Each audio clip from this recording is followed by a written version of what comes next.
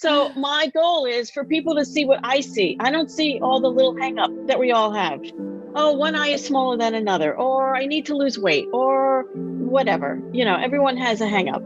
Forget that. No one sees that. What people see is the expression on your face and who you really are. And so much of that is what I put into my work, in that it is not just a photograph.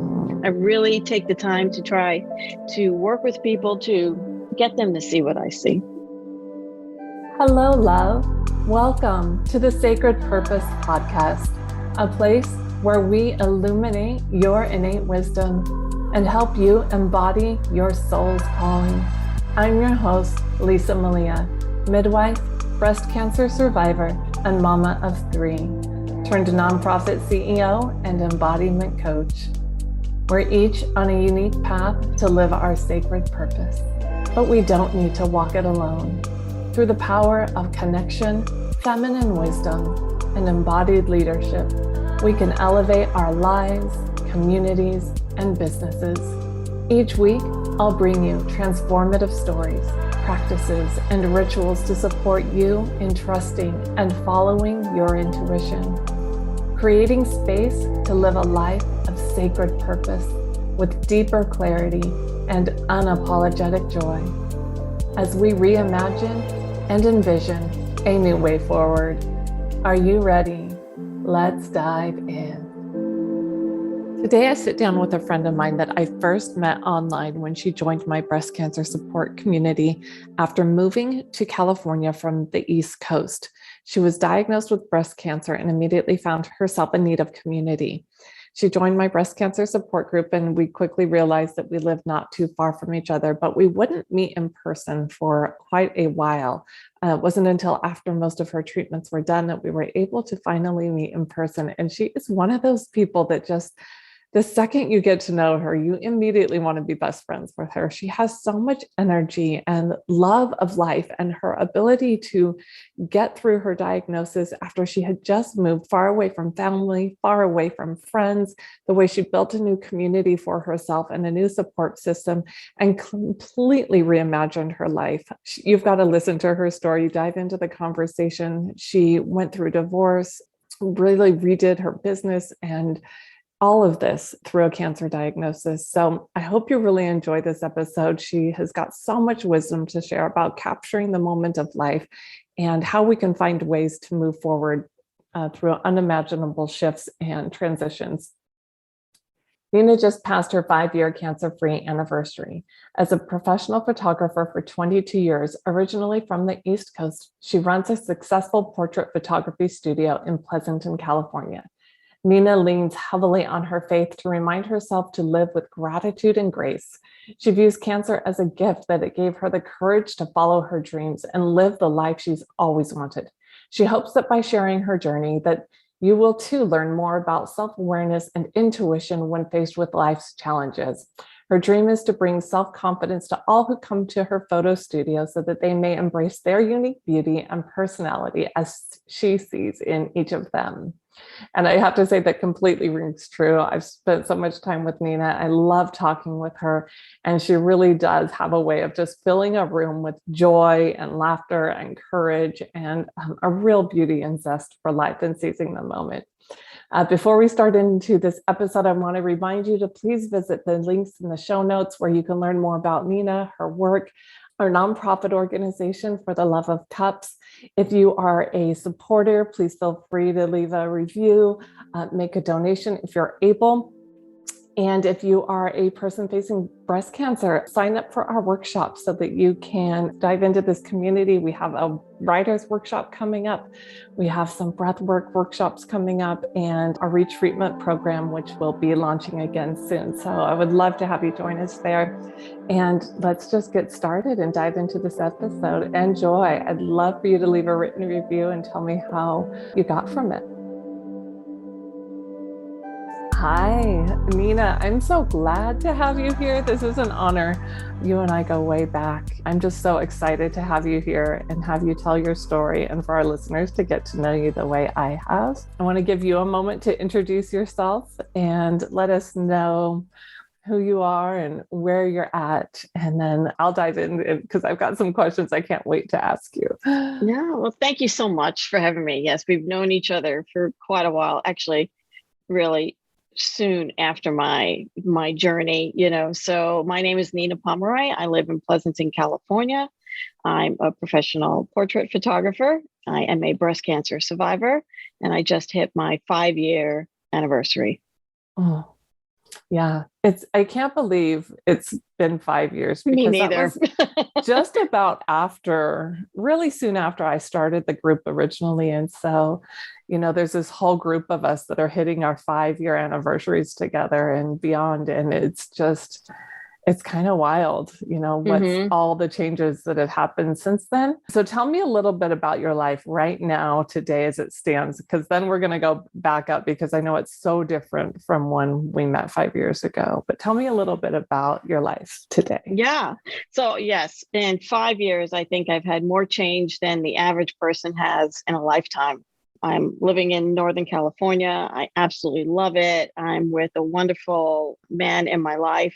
My daughter is 19 and having a successful college career thus far. And I'm grateful every single day that I'm here. And I believe I'm here to share my story to help others who are going through a similar journey. Mm-hmm.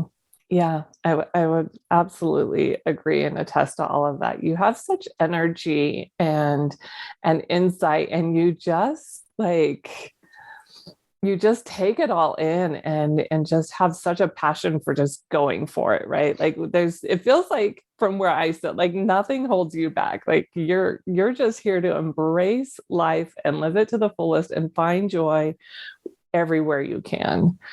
Absolutely.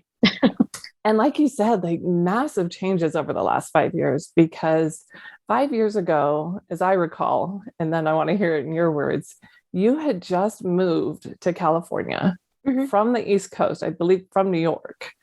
Connecticut. Yep. Yeah. Okay. So from the East Coast, Connecticut to California, and then got diagnosed with breast cancer. So your whole community, everybody you knew was across the country. And here you are new in town and needing more support than ever. Yes. Yes. It was. Tell me about that. Yeah. So it was 2016. I moved out here with my previous husband and my daughter, who was just starting high school. And so I had a very successful business on the East Coast as a photographer since 2000. And I pretty much gave up everything to come here for my husband's career, my now ex-husband's career. But I embraced it. We always wanted to come to California, and I thought this would be a great opportunity, even though it was very scary having to start all over again. So once I got here, we had new insurance. I wasn't busy with work yet. So I said, I'm going to go get a physical and get all myself checked out before I get busy. So I went for a routine mammogram. And so they had called me back for an ultrasound, which was common, right? So I was very large, used to be a triple D. I had very dense breast tissue. And so I had almost always gotten called back for an ultrasound because the mammogram just wasn't sufficient. They couldn't see what they wanted to see. So getting called back was not really a big deal. I was like, okay, whatever. And it was towards the end of the year. The holidays were upon us, and I remember, I think, like fighting a cold, and I just didn't feel like going back for the ultrasound. I'm like, I'll go back when I'm done with all of this. I don't want to go be coughing on everyone, So I went in January, and that's when they said, okay, well, we see something, we need to do a biopsy. At the time, I really didn't know anybody here. So I was trying to grow my business. And so I had a dog. I would go to the dog park, and I met some really wonderful people there that became my friends, my angels, that had my back. So I ended up having to go for these tests, but my previous marriage was not in the greatest way, so he was consumed with his life. And so I was sort of had to fend for myself, figure out how to get to these doctor's appointments. And so I called upon a woman I met at the dog park. And I said, I know we just met, but I need someone to drive me to Walnut Creek because they tell me I can't drive, right? Because they're going to give me something to kind of put me out. Unfortunately, she was really available and lovely and took me to all my appointments. That's amazing. I mean, literally an angel. Literally, yeah. There's no other word. So we went, and next thing you know, you hear what you never want to hear. Yeah. So I said, okay, let's get rid of this as fast as I can. And they said, so they only found cancer on one breast. And I had always said to myself, this ever, God forbid, this ever happens, I just want to get a mastectomy and be done. So I decided I was going to do both. And they were, trying to talk me out of it. And my surgeon's like, why don't you go for an MRI just to see what we're working with? And then they found it on the other side, which was completely undetectable in a mammogram. Mm-hmm. So I said, my decision, I'm firm with my decision. And so next thing I know, February 14th, because I figured I wasn't doing anything else that day, I had my surgery. Wow. Yeah. A gift for yourself. It really was. And I am taking this time for myself to heal myself, and it starts today. Yeah. I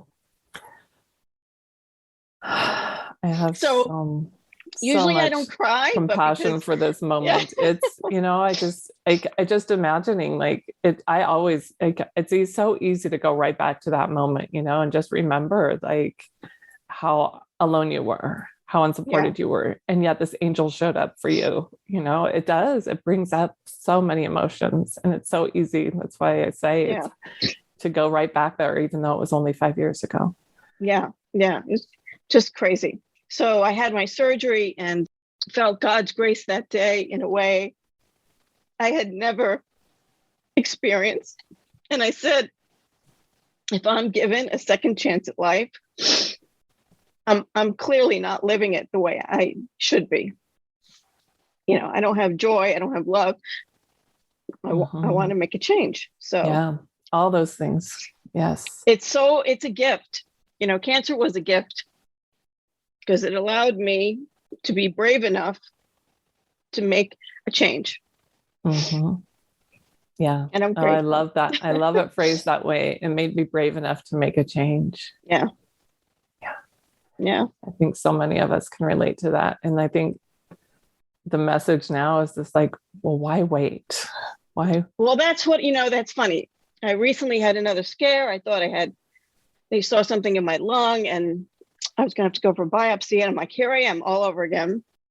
And I said, if someone tells you had 2 months to live, what would you do differently? Mm-hmm. And then, because I asked my current man I'm with now, and he's thinking about it. I said, don't think about it. Why wait till you're given a death sentence? Why wait? Every day is a gift. You don't know you're going to wake up tomorrow. So make your changes now. Live now. Don't wait for that. Yeah, absolutely. I think that's the same message I have too. It's why are we all waiting until we get sick to live the life that was meant for us? Right. And even if we aren't meant to recover from this, like so many of our sisters don't, what is possible now today in this moment? What can I do today? Right. It's a powerful message. And I feel like you and I have the same mantra now for people, we do. It's just the waiting there's no time for that anymore. The world needs you and your presence and your magic now, and your joy is deserving now. Yeah. And your love, you deserve love and joy and a life, that's full and rich. Yeah. So tell me how, because it really is remarkable to me, in that moment after your diagnosis, how you got through that. It was difficult because, you're told you have cancer and then nothing else seems important anymore. Walking through a bookstore with my daughter. Why am I here? What am I doing? What am I planning for?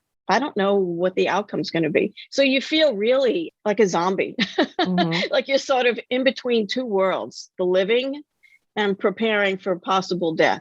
Mm-hmm. Right. So what's really important? Why, so all the little things that I would worry about, work, how busy I was, money, didn't matter.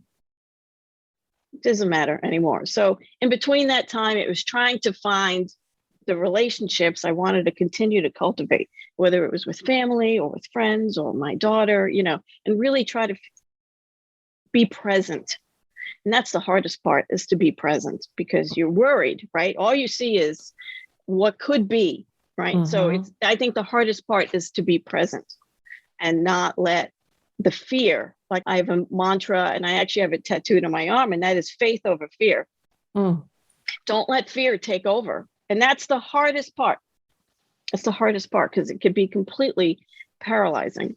I know so many people that live in fear for the most mundane things, and life is just, opportunities are just slipping by because they're afraid to step into it.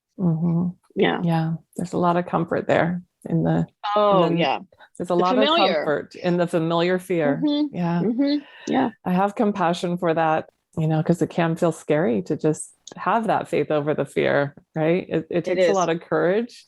It's something to practice at. You can sometimes feel a little bit crazy doing it, but I think, like you, just finding a place for people to take those little leaps, even how small they are, just to have some movement towards what they really want, is so important. Yeah, that's so interesting. I was going to ask you what your mantra was, and there it is already tattooed on your arm. It's on my arm. That's one of the first tattoo I got was 2/14. That was the date, and that was to remind me to live with gratitude every day. And then the second one that I had gotten was faith over fear, in my own handwriting. So. Oh, I love that. Yeah. 2/14. That also feels like a self-love tattoo. Yeah, it is. Yeah. It's a reminder. I think everyone needs the reminder to have that. Right. So, yeah.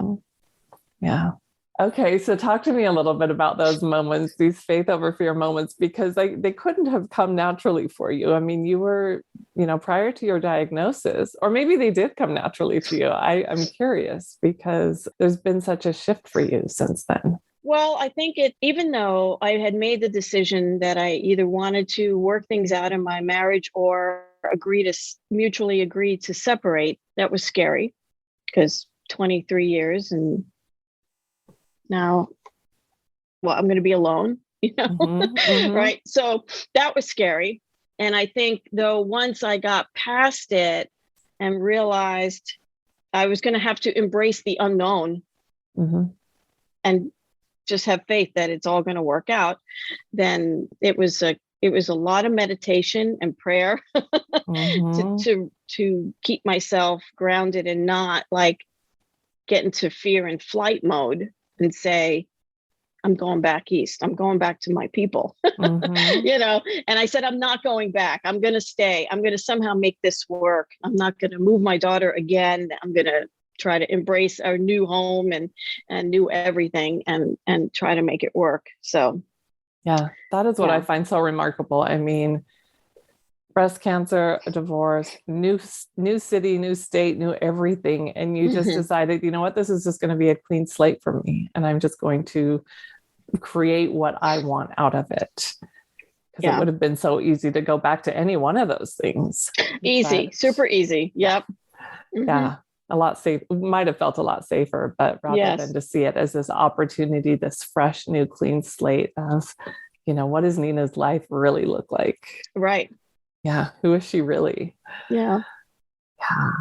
Oh my goodness. You mentioned something, if you don't mind, about your breast density. And of course, that's a lot of the work that I do, is educating women around breast density and the importance of that follow-up screening. And I am thrilled to hear that your doctors, first of all, guided you towards that, because that isn't as common as it ought to be. It's something a lot of women actually have to advocate for.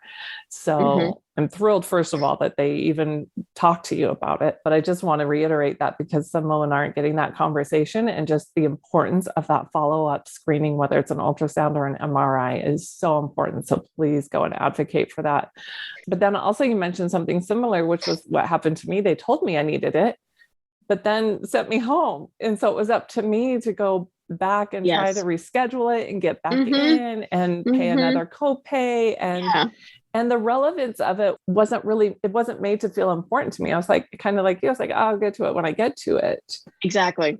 And it really actually it's vital to know whether or not your mammogram is inconclusive. You've got to go back for that follow-up screening if you want to know what your results really are. Same as you, of course, once I went back for that ultrasound, we found something that needed to be biopsied. But I could have easily not have gone back and nobody would have minded. Nobody would have called me. Nobody would have followed up. That would have been that. It is scary. And they didn't even have any of my previous records. I didn't have time to, have things transferred over from Connecticut. And so it was so they had no baseline to do even a comparison to. So it was really the nudging in my head that said, you got to make that appointment. You really should make that appointment. You're not busy. You're not busy. You're not busy. You can't have the excuse that you're busy. You really should do this. And I really didn't want to because it's so unpleasant. The mammogram alone is so unpleasant. The ultrasound is really nothing, but it's the fear, right? It's the fear of, oh God, what if they find something, right? So yeah. It's another day for another ride, another everything. Yeah. Right. So I was like, oh, I really don't want to do this. But something in my head nudged me to do it, and I did it. And I'm grateful because I didn't feel, it's not like I walked into my mammogram and had a premonition. I didn't. I had no inkling. But had I not, let's just say, so I was stage 1, stage 2, it was still really early on. I was really lucky. And the second breast would not have even been found had I not done the MRI. And I have to tell you, I did not want to do that MRI. I am really claustrophobic. And just the description of the MRI sent me through the roof. Like I was so anxiety ridden. I was like, I don't want to do this. I don't want to do this. And my surgeon's like, I just want to look at the lymph nodes and just see what I'm working with. You got to go. She was great. So really, I'm not claustrophobic and I hated that MRI machine. I was like, oh, I can see what people are talking about. And yeah. And so she's really like, wild. And she nudged me, and I love my surgeon. She shortly retired it right afterwards. But, I was like, do I really have to do this? I don't want to do it. She's like, you got to do it. So the same woman, the same friend of mine who took me to all my appointments, took me to that one. And I was like, you got to talk me off the ceiling. Like, I really don't want to do this. Yeah. She's like, okay, Angel, with some, I know, really please get me through this. Yeah, exactly. And so when I went, I was surprised that they found something else. And had they not, let's say they had just said, because I hear this more often than not, just get a lumpectomy, you'll be fine. What if I had done that and not had the MRI and not known about the second one? I'd be back at square one with the other side all over again. I'm grateful. I had no idea how similar our stories were. This part of it. Yeah. Same thing. They found it in one breast after the mammogram, after I went back and followed up for the ultrasound, they found it in one breast. And I wanted a double mastectomy. Everybody tried to talk me out of it. Yeah. Said, go get the lumpectomy. You'll be fine. You don't need to be so extreme about this. And I insisted on the double mastectomy. And it wasn't until after the mastectomy and my breast tissue hit the lab did they find that my other breast, the one that they didn't even see anything in, the doctor came back and told me was loaded. That was the technical term she came back with. It was loaded. Wow. Yeah. Yeah. Amazing. I had no idea how similar our experiences were with that. Yep. Yeah. Yeah. So. Yeah. Just following. I think that for me too, is like following my gut. Like you got to follow your intuition. I tell people that every day. There's two things. One, you've got to really get quiet and listen. If there's a little voice in your head that's telling you something, even if it's not related to this, you got to listen to it. It may be nothing, but what if it's something, right? And the other thing is, ultimately, the decision is always yours. If they're telling you a lumpectomy and you really want a mastectomy, you stand firm. I actually had to bring the same friend of mine with me to the surgeon's office. Before the MRI, she's like, why do you want a double mastectomy? I said, this is what I want. I've always wanted this. They're pain. They're huge. I'm 5'2". I'm huge. I got back issues. I got neck issues. I'm happy. I would love to be, smaller. And so they were trying to talk me out of it. I said, listen, this is the only thing I'm going to do. If you won't do it, I'll find another surgeon that will. Yeah. Because you do have choices, right? You have choices, and they think, Yeah. because it is an emotional decision, they do have to ask you those questions. Are you really sure? What's your basis of this decision, kind of thing? Yeah. So, yeah, absolutely. Which is fair enough. right. Like you, and I was adamant. Like, Yeah. I knew I didn't need any more information. Right. I had enough. I had enough Yeah. information. This is definitely what I wanted. And like Yeah. you, that same voice inside my heart kept telling me to go back for that ultrasound, even though it was super inconvenient. And I really didn't want to go. I was just like, I just kept hearing it in the back of my voice. I would really recommend you might want to go do this thing. And it just kept getting louder and louder. And I was like, okay, it's time to just make that phone call and go get it done. But yeah, the idea of having to go back to square one again, it's just overwhelming. And I know you recently even went through that with a lung cancer scare. And so I'm sure that this wisdom of having been through this guided you through that, although I'm certain it was still equally troubling and traumatic to get through that, because it does, of course, bring it up in a different way. During that time, what do you think helped you the most to get through that? Leading up to the surgery, a whole lot of prayer, a whole lot of sitting quiet with my thoughts, and a lot of walks. Walks and getting out and sort of really thinking it through, saying, okay, I just got here to California. This isn't supposed to happen, right? Yeah, I think having the strength to say, well, I have to do this. It's not optional anymore. Like I have to follow through. I have the appointment, I have the surgery. I'm going to have to just do it, no matter how scary it is, because I have a chance to be cancer-free afterwards, God willing. Yeah. So what advice would you give a woman now just being diagnosed with breast cancer? Well, I would like to say I don't know anyone in that situation, but sadly I do presently. And I just tell them to gather as much information as you can, educate yourself, go with your gut, and make the decision that you feel is right for you. And if you don't like the answer you're getting, or just a general feel from your medical team, find another one.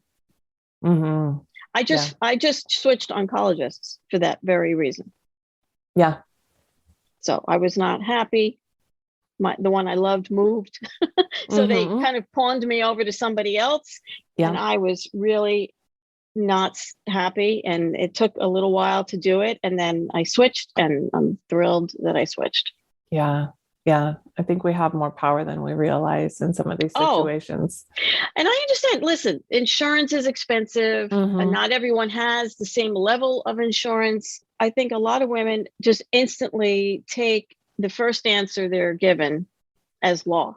Well, they must and know. It's exhausting, right? All the information coming at you. It's exhausting. It is. It really is. But you always know that irregardless of your economic situation or the level of your insurance, you always have options. Yeah. Keep speaking up. Just you know what? If you think you're being annoying, who cares? These people work for you. You hire them to help you. Right? Yeah. They want you as a patient as much as you want to be healed. But if you're not happy, find someone else. Yeah. I think it's so important to have a team you can communicate with, who's willing to hear your questions and answer them with care. And make you feel heard. Yeah, absolutely. Yeah. You want to make sure that you're not being dismissed, because your concerns are valid. They're genuine and they're valid. Yeah. Do you have anything that you would like to share with our listeners today, or a thought or something that, like, if you had one thing about your story, about your journey that, you really wanted to make sure was known, what would it be? I think health is closely tied to happiness and emotions. So if you're in a situation that you're unhappy, like I was unhappy, but I was burying it, thinking sort of my lot in life. So I accepted many things that I was unhappy with for a very long time. And I feel like I had little signs along the way telling me to pay attention. And I ignored them and I ignored them. And then finally, my door was kicked in with cancer. I really believe that the tie between emotional wellness and physical wellness, they're really tied together. Take time for yourself, self-care. If you feel like you need someone to talk to, find someone to talk to. Don't wait until your physical health is affected. Absolutely. That's powerful, and just something that I hope that people really take to heart, to really feel into what it is that is healthy in their lives and where they want to place their energy. And if they're feeling like they're in a place that they aren't allowing themselves to find movement, to really reach out and talk to somebody and give themselves that permission to make different choices. Yeah. And find gratitude. Yeah, it is everywhere. It is everywhere when you choose to start looking for it. Yeah, that's the first step, I think, to starting to create some of that movement and feeling deserving of that joy and that life that's meant for you, that's in front of you, that's just inviting you in. Yeah. Nina, thank you so much. It's such a treat to get to talk to you. Tell me a little bit about the work that you're doing now with your photography business and how that's going. Because I see so much of the work that you're doing, the different organizations you're supporting, and it just looks incredible. Oh, thank you. I'm a portrait photographer specifically. I currently specialize in headshots. That is for people that hate to have their photo taken, which is pretty much almost everyone who walks into my studio. No one ever walks in and says, I love this. I can't wait to have my photo done. Says nobody. Nobody says that. So my goal is for people to see what I see. I don't see all the little hang up that we all have. Oh, one eye is smaller than another, or I need to lose weight, or whatever. Everyone has a hang up. Forget that. No one sees that. What people see is the expression on your face and who you really are. And so much of that is what I put into my work, and that it is not just a photograph. I really take the time to try to work with people to get them to see what I see. Yeah. It gives me chills. I love it. I've heard you describe that before, and each time I just think it's so moving. It's beautiful what you do. Thank you. I can see it in the work that you do and the images that you capture. They're really special. And in your family and your new partnership that you have, your new husband, and just this life that you're living is it's really remarkable. And, you inspire me every day, because I just see you going out there and living it and on purpose and with intention and bringing in as much joy as you can. And, I know it doesn't come without hardship or anything else like that. We're all human, but I have so much respect for the way you go about it. And thank you. Really honored to be able to know you, and then also have you here as a guest and sharing your wisdom with everybody who's tuning in today. Thank you. Thank you. So much love to you. Thank you. Yeah, same here. Voices of Hope is dedicated to the people facing breast cancer now, or in the past, or in the future. This series is here for the people who are literally fighting for their lives in this moment, and for those who are no longer here to share their voice and their stories. We think of them every single day. Voices of Hope is inspired by my mother, who shared her story with me. And if it was not for her being willing to share her story with me, I would not be here today, not in the capacity that I am, at the very least. It is motivated by my daughters, my 3 beautiful daughters, and I hope one day that they never have to face this disease. In this series, you will hear from women who are sharing this story for the very first time. You will hear from women who have made it their life's mission to share their story in the hopes of reaching just one more person who might benefit from it. You will hear from women who have transformed their lives through unimaginable loss, through unimaginable circumstances, and how they found hope and got through and began to live their life in a new way. I think that is something we can all benefit from right now. These are real stories of real survivors. The intention for this series is to inspire, educate, support, and inform you so that you feel more empowered in your life as you move forward and support those that you know who might also be facing this disease. Please take a moment to visit our show notes to learn more about these women, to learn more about the breast cancer nonprofit organization For the Love of Cups, and to download our mammogram guide. 4 important questions you need to understand and ask at your mammogram appointment so that you are better informed and empowered to advocate for your best care, to receive a thorough screening exam so that you can get the peace of mind that you deserve. We are so grateful to have you here. I really hope you enjoy these stories as much as I have enjoyed recording them and tuning in and really getting to have these conversations with these incredibly powerful and inspiring women. I'm so happy to have you here with me. It's an honor to have you tuning in each week. I want you to know that no matter where you're at and no matter what transition you're facing, you are supported and loved. You are whole and you are more than capable as you are in this moment. You always have been. If you're ready to lean into a life of purpose, clarity, and joy through sisterhood, ritual, and intention, join us in the Connected Circle. Consider us your soul squad of women navigating all the transitions of life together. To join now, head over to my website, lisamalia.co, and join the Connected Circle at the very top of the page. I'll see you there. Thank you so much for listening. If you enjoyed this show, please share, subscribe, rate, and write a review. This helps the goddess of the algorithm guide other incredible people to find this show and supports the work we do here. It really does make a difference, and I would be so, so grateful. With all my love, have a beautiful day.